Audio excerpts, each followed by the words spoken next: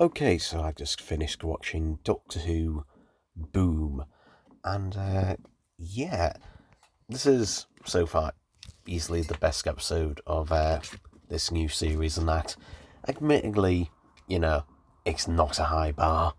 Space Babies was shit, and The Devil's Chord was alright, and but this one was actually pretty good, and that's it.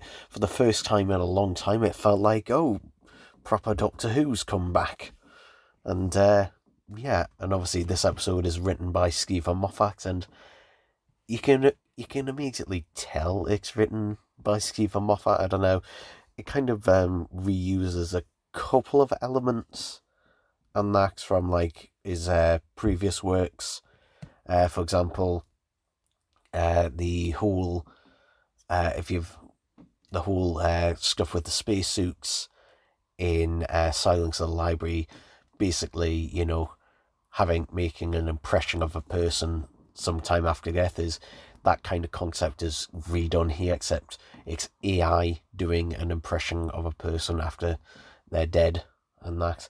So, but yeah, I'm going to try and be as spoiler free and that as possible as ever with these. But yeah, in terms of this, for one, I'm going to say this is Ncuti Gatwa's best performance by far. This is his best performance in that by far, and I'm glad that I'd much prefer him in this situation. Where basically he's being toned down quite a bit, and that because I felt in the first episode in Space Babies, less so in the second episode, but like he was like too energetic type thing, and but here it's a lot more grounded, a lot more serious than that. There is that jokey side in that in there as well, but I much prefer Doctor that's less like sort of parody of what a doctor is. He actually feel. I think this is probably one of the first. Like, he feels much more like this is him more settled into the role than anything else. But yeah, this also could be well, I'm pretty sure this will be the budget episode of the series, which Stephen Moffat does do these quite a lot. For example, there only appear. I think I haven't watched Doctor Unleashed yet, but I think there's only two sets in this, if I remember rightly, or possibly one that they've dressed up twice. But yeah, for the most part, like if you were to sum up the story, the Doctor stands on a landmine, and that's the story. Basically, the Doctor stands on this landmine, and basically the whole thing about it is basically trying to get him off this landmine, but it's like an AI smart landmine type thing. So yeah, I know there was a lot of memeing on this, so I'm just like comparing it to that landmine scene in Genesis of the Daleks, and well, it's not as quite as simple as that landmine. This one's much more complex and that, but yeah, I do like the fact that it tries to do a sort of different sort of concept to it, a tighter focus. For the most part, it's the Doctor and Ruby for the most part in that in this episode. And it is nice that they do get grow a bit more as Doctor and companion and that in this episode. It is nice because the problem with the reduced episode count as well is that you fall into the issue of like for example Has Been Hotel Gig, where basically there's a zero character development in it, and it's just has some. It's nice to have an episode like this where things can slow down, but also it's just nice to have the tension and that there, and have things at the same time be smaller scale but also large. Like obviously, basically the Doctor could die, and everyone around him and that from this landmine, but at the same time it's not like a universe type ending thing and that. So yeah, it kind of has a little bit of both worlds and that. And I will say the writing's much better here as well. I'd say, and that's not dig, saying, oh, Moffat's better than RTD at this, because they both have their flaws in their books. I think the problem with RTD is that,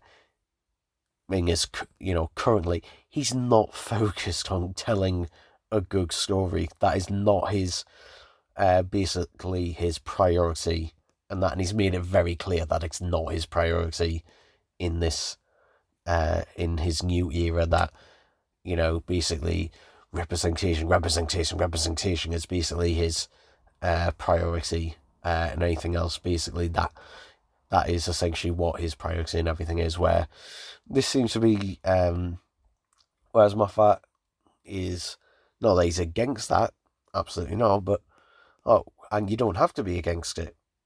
In fact, you shouldn't really be, against that, but it's just the priority seems to be, more telling a good story, and I enjoyed this one a lot more. I was worried that the concept would be dragged out in that, but no, I was never bored in that during this, and it was quite gripping in that throughout, and it is, pretty good that, for the most part, 90% of the story, apart from the opening, literally, just takes place round this little crater where the Doctor's literally just standing on a lag mine.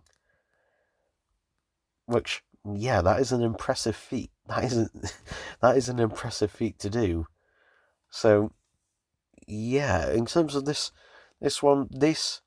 episode has basically given me hope for the new era, and that. The problem is, this is the only episode written by Steven Moffat, and it's the only episode not to be written by RTD in some shape or form. Because every other episode of this series is either exclusively written by RTD or co-written by him, which I can't remember if it's been confirmed, but season 2 or series 15, whatever you want to call it, next year, I'm hoping that's got more of a variety of writers than that, because this just felt like, a bit of a breath of air.